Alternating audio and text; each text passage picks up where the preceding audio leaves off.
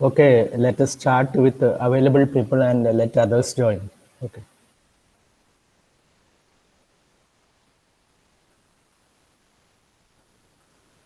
Okay, today we'll see some other protocols which are there in the network layer. These are the names of few protocols we need to study. Address resolution protocol, then control messaging, all these few other protocols are there in the network layer. So why we need other companion protocols to apart from the IP protocol. IP protocol, we had seen it as it is designed for host to destination, source to destination delivery. So the IP protocol at the network layer focuses just on getting through the datagram from the source or until the destination. It is designed for that. And it is not having any flow control and error control. So it is a best effort delivery. It does its best to get the datagram through to the destination. It uses logical addressing, 32-bit for IPv4. That is the IP address. So to make IP more responsive to internet, we need other protocols. That is why many other protocols exist at the network layer. Now, when a packet is encapsulated in a frame, so in the network layer, the packet, IP packet will be forwarded to the data link layer. And data link layer will give it to the physical layer. And from physical layer, it will go to the transmission medium. So while framing in the data link layer, so that the physical address is to be provided. So packet needs the physical address. So address resolution protocol is designed for this. So for a corresponding IP address, what is the physical address? So that resolved by address resolution protocol. In certain cases, we have physical address, but we don't know the IP address or logical address. Then we would take the help of reverse address resolution protocol or RARP. So these two protocols, address resolution protocols, ARP or reverse address resolution protocol, they map from IP address to physical address or from physical address to IP address. These are the function of these two protocols. So if we have a table like one column for IP address and another column for physical address, that is okay. That is called static mapping. Corresponding to IP address, what is the physical address, or corresponding to physical address, what is the IP address? If you have a table, that is called static mapping. But more frequently, these addresses would change. Say you move around, you plug into different network. So we need dynamic mapping. Also, you may change the network interface card, something like that. So we need dynamic mapping. Now, physical address is the local address.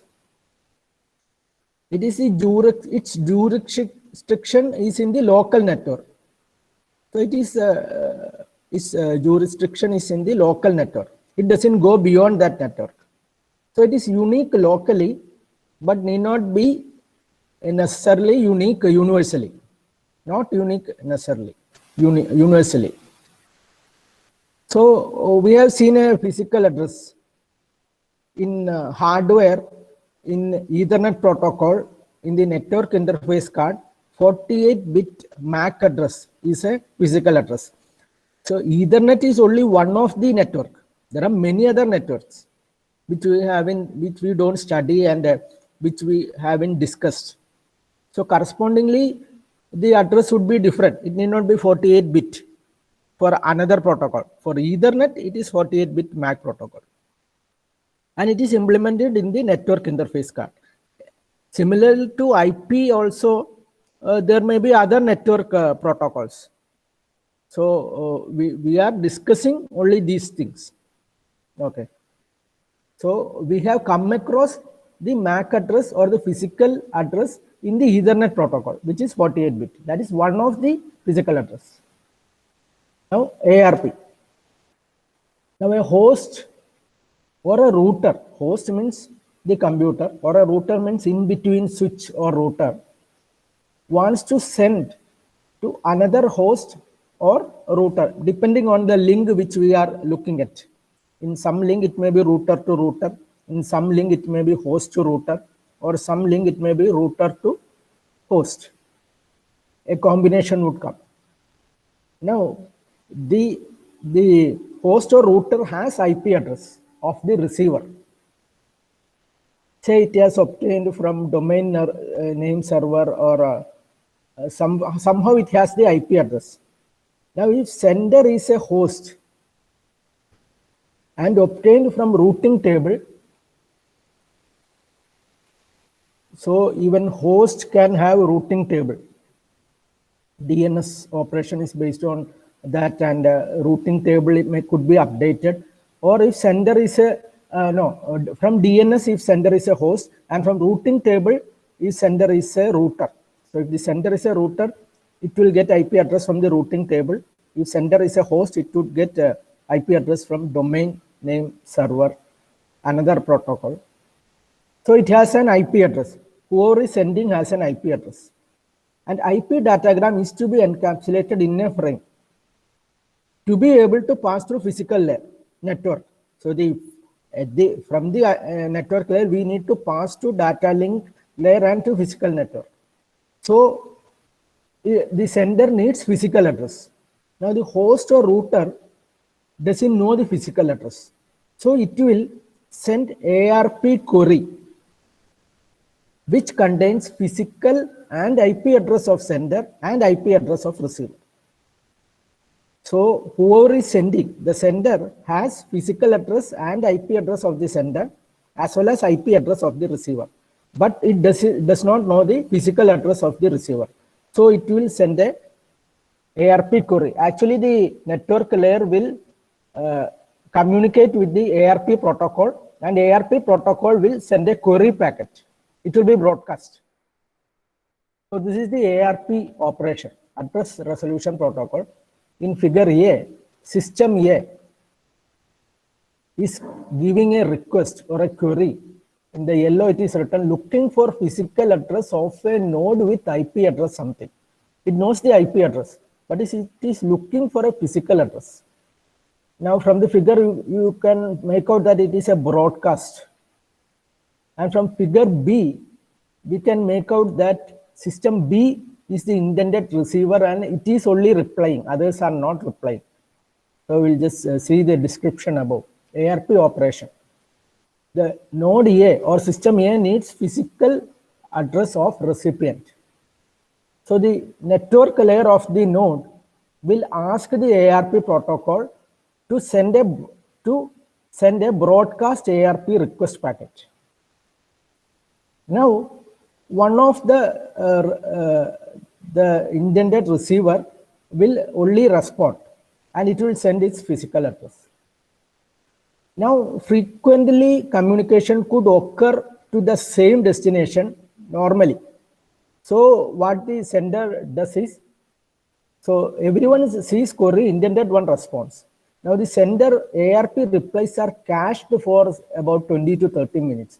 If there's a memory, cache memory in the sender, it would cache that. It would just keep it in the memory for some time, maybe 20 to 30 minutes. So the next time, it can look at the cache first to check if it is having that address.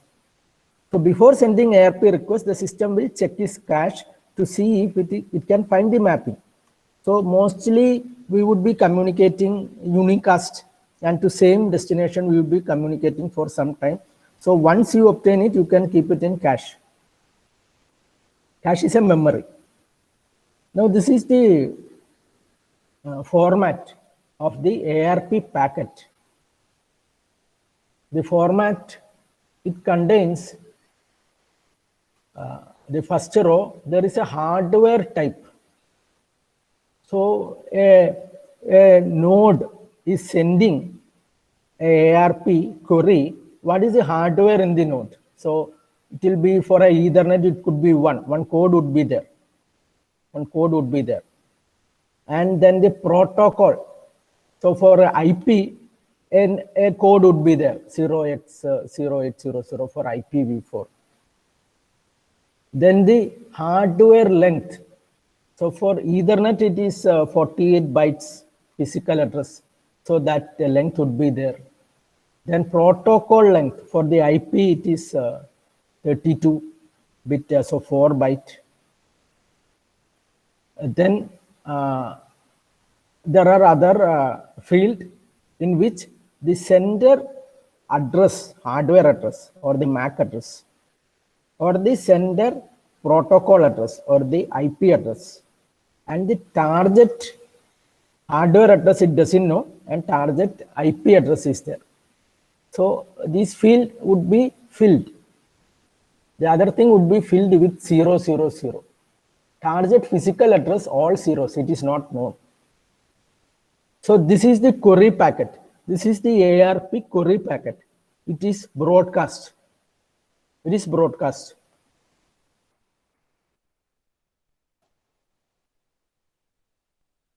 So this ARP, it should go to the ARP protocol is the network layer. Now it should go to the data link layer and then go to the physical layer. So the other headers will come at the data link layer and physical layer. So that would be encapsulation. Okay, that would be encapsulated. See the data portion. This is encapsulated with other headers in the lower layers. Encapsulation of ARP packet. ARP packet encapsulated into data link frame in which the data link overheads would come. It is broadcast. Targeted machine response with reply. Now the ARP sender would receive destination physical address. Now the physical address is obtained. Now the sender can set the IP datagram. Okay. So the sender doesn't have the physical address of the receiver. It would take the service of the ARP protocol at the network layer. So see some cases. 4 cases it is written. Case 1. A host has a packet to send to another host on the same network. This is one case. Same network, same LAN. So it doesn't traverse a router. If both the source and destination are on the same network, it need not go through a router. You know, target IP address, destination address in the IP datagram. So this is one case. Now another case is host wants to send a packet to another host on another network. So it has to travel through a router. When connection between networks are coming, a router would come. So this host would be sending to router. So what is required is IP address of this router only. So initially it should go to this router. So target IP address and IP address of the router. Now case 3 is router receives a packet. Router is getting a packet and it wants to send to a host on another network. Then it has to from router to router. So it should be sent to appropriate router. So this is another form. And still another case would arise when at the last router receives a packet to be sent to the receiver. So here from this router, this is the destination network and the intended receiver is there. So these are the 4 cases in which ARP would work. And the case 2, router looks at routing table. So in router 2 could look at routing table and it could find the next hop router. So when we study networking, always there would be a default router for any host. Host in a routing table is ചെറുതായിട്ടുണ്ടാവും. അതിൻ്റെ default router ഏതാണെന്ന് ആ routing ടേബിളിൽ ഉണ്ടാവും. Next hop router if not available forward to default router. അപ്പോൾ ആ default റൂട്ടറിലേക്ക് ഒന്നുമില്ലെങ്കിൽ അത് അതിൻ്റെ ഡിഫോൾട്ട് റൂട്ടറിലേക്ക് വിടും. ഏത് ഹോസ്റ്റിനും ആദ്യത്തെ റൂട്ടർ ആയിട്ടുള്ള ഡിഫോൾട്ട് റൂട്ടർ എന്നുള്ള ഒരു ചെറിയ റൂട്ടിംഗ് ടേബിൾ ഉണ്ടാവും.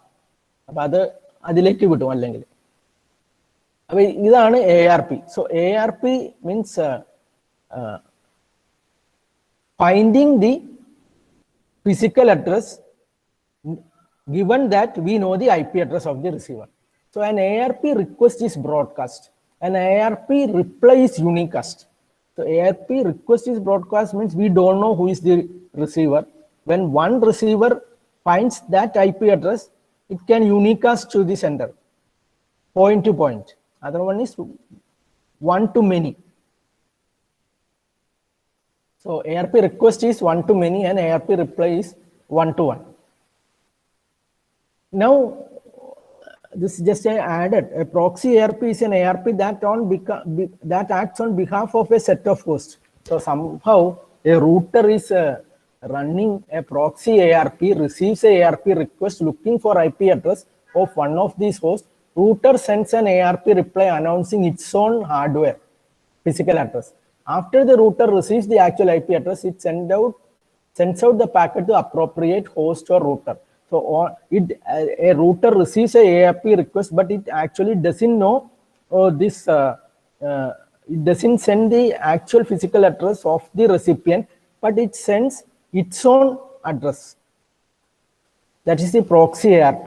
And later, when the actual packet arrives, it will send to the appropriate host or router. It is not giving the address of the appropriate host or router, but it is sending its own address on behalf of others. So that is this proxy ARP. So this also could happen. Some router is acting on behalf of others. So that let that IP datagram be forwarded to me, and then I will later on send it to the actual host or router. This also could happen. So this is an example. So I have shown this particular format, IP address of sender, the physical address, IP address, and all zeros of the receiver and IP address. And then all these four fields are filled, and this is sent, and one of them will reply, and it will get this address. So this is just an example when they are on the same Ethernet network. Now, sometimes station knows its physical address, but wants to find IP address. Okay, not always. IP address is usually read from configuration file stored on a disk file. Any machine would normally be knowing its IP address from some configuration or from some setting which is stored on a disk file. However, there could be diskless machine which are booted by ROM installed by manufacturer, and that ROM, it cannot include this IP address because it is after that only this networking is occurring. So read physical address from network interface card, broadcast a reverse address resolution protocol request on local network. So this requirement would also arise, reverse RAP, to find out the IP address given that you know the physical address. So another machine on local network that knows IP address will respond with RARP reply. So some other machine which knows will reply. Okay. So this is another protocol is reverse RARP is to figure out the IP address given that it knows its physical address. Now, two other protocols I have written, BOOTP, it is not used much, and DHCP, Dynamic Host Configuration Protocol, are replacing this RARP. So this RARP is obsolete. Broadcasting is done at data link layer. So thing is RARP broadcasting is done at data link layer. The physical broadcast of Ethernet does not pass the boundaries of a network. So when you have something which is broadcast, some protocol at the lower layer, it will not pass the boundaries of network. This means that if an administrator has several networks or several subnets, it needs RARP server for each network. Even say in our institution, if there are many networks, every network, actually this RARP works by means of a RARP server. So this server has to be there in all the subnets or all the networks. So there is some problem with this RARP and it has become obsolete, and this function is usually now taken care of by DHCP or BOOTP. BOOTP, it is not there in our syllabus, and it is also not much used. So we go to this dynamic host configuration protocol. So BOOTP is an application layer protocol. We don't discuss it. So something which is in an application layer or a higher layer can traverse networks.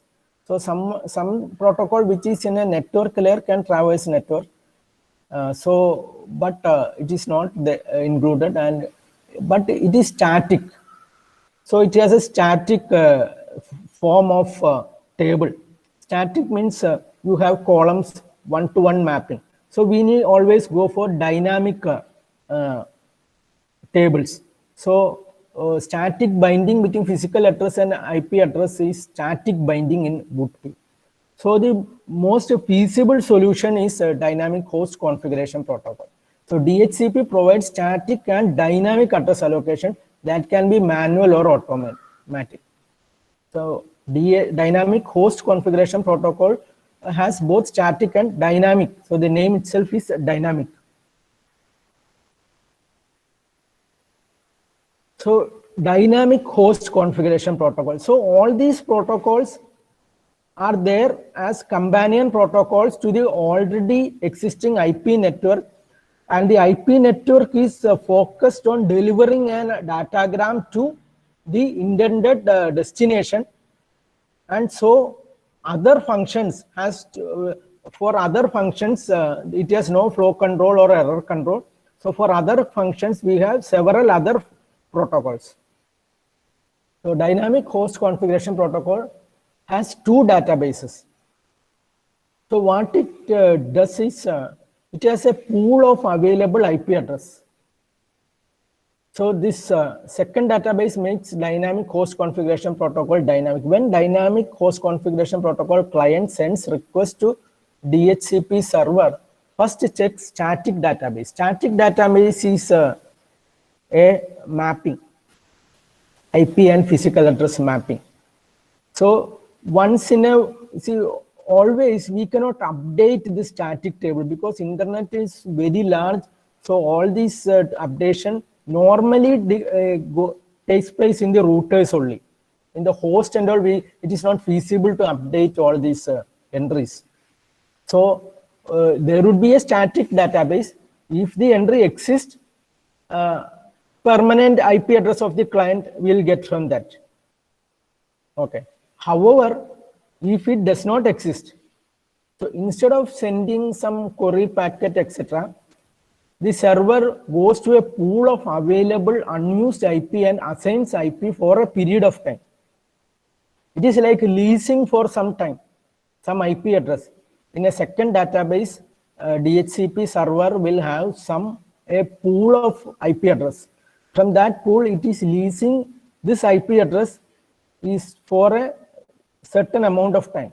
So required when host moves from network to network, server assigns a temporary IP address for a negotiable period of time.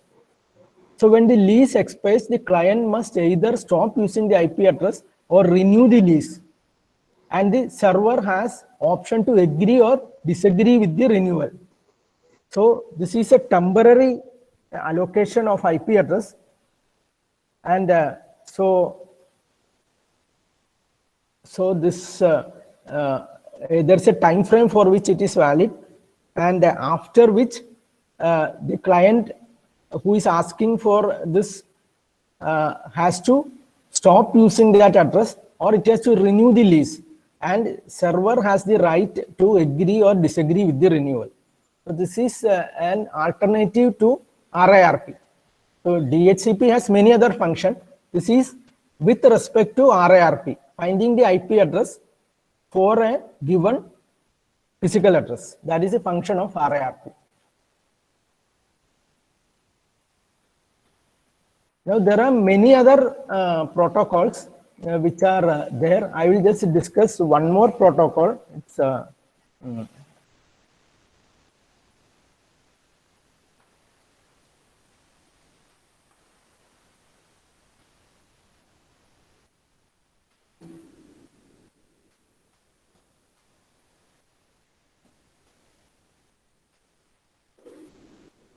just mention about this protocol and then I will wind up and we'll continue next class. So ICMP is Internet Control Message Protocol. So IP protocol has no error reporting or error correcting mechanism. So IP protocol also lacks a mechanism for host and management queries. So there are a lot of administrative and management functions to be done. So the IP is actually restricting itself because of the big burden itself for finding the destination or route discovery or getting the datagram through to the destination. So the other management function, etc., error reporting, error correction. So ICMP is Internet Control Message Protocol. So it will compensate for the above two deficiencies, and it is a companion to the IP protocol. So we will discuss this maybe next class on Monday. And there are other one or two more protocols, companion protocols. We'll discuss on Monday.